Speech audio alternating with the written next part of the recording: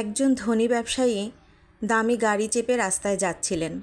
হঠাৎ চোখে পড়ে ফুটপাতের এক কোণে ইটের মাথা রেখে গভীর ঘুমে আচ্ছন্ন এক ব্যক্তি।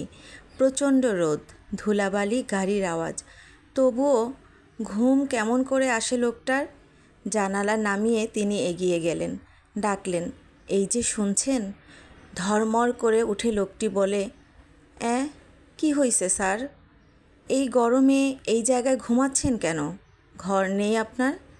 লোকটি হেসে বলে, ঘর আছে স্যার, গ্রামে। ভোরে উঠে শহরে প্যান বিক্রি করতে আসি, বিকেলে ফিরে যাই। ঘুম পেয়েছিল তাই একটু চোখ লেগে গিয়েছিল। ব্যবসায়ী জানতে চাইলেন, আজ কেমন বিক্রি হলো? 150 টাকা স্যার।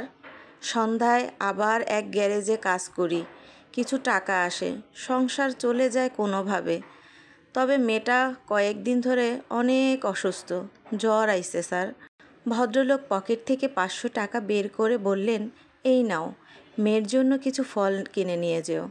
লোকটি টাকা নিতে অস্বীকার করে বললেন, আমার কাছে আছে স্যার, এমনি এমনি নেব কেন? আপনি বরং আমার কাছ থেকে একটা পেন কিনুন, এই পেনের খুব সুন্দর গন্ধ আছে স্যার।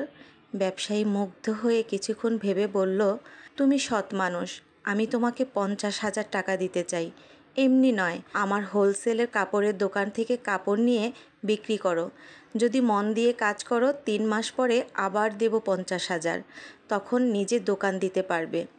লোকটি বিস্মিত হয়ে বলল, আপনি তো আমাকে চেনেন না, তবুও এত টাকা কেন দিবেন?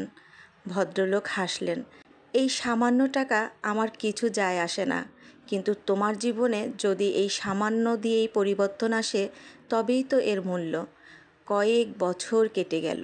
সেই পেনওয়ালা এখন সফল ব্যবসায়ী। শহরে 3টি দোকান, ফ্ল্যাট, গাড়ি সবই আছে। একদিন হঠাৎ ডাক্তারের চেম্বারে দেখা হলো সেই উপকারী ভদ্রলোকের সঙ্গে। এই যে ভাই, তুমি এখানে?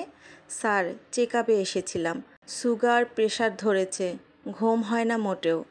ভদ্রলোক মুচকি হেসে বললেন, সেদিন তো রাস্তায় 150 টাকা নিয়ে নিশ্চিন্তে ঘুমাচ্ছিলে, আজ এত কিছু নিয়েও ঘুম আসছে না? পেনওয়ালার চোখে ক্লান্তি। সত্যি স্যার, আগে হারানোর ভয় ছিল 150 টাকার, এখন কোটিপতি হয়েও স্ট্যাটাস হারানোর ভয়। আগে এক বউ আর এক মেয়ে ছিল, এখন অনেক আত্মীয়, অনেক বন্ধুবান্ধব, সবাইকে খুশি রাখতে হয়। আগে ডাল ভাত চলতো, এখন বাসমতি চাল, মাছ, মাংস চাই। আগে ছোট জিনিসে খুশি হতো সবাই, এখন হাজারে একও খুশি হয় না। এত চাহিদা, এত চিন্তা, ঘুম আসে কীভাবে?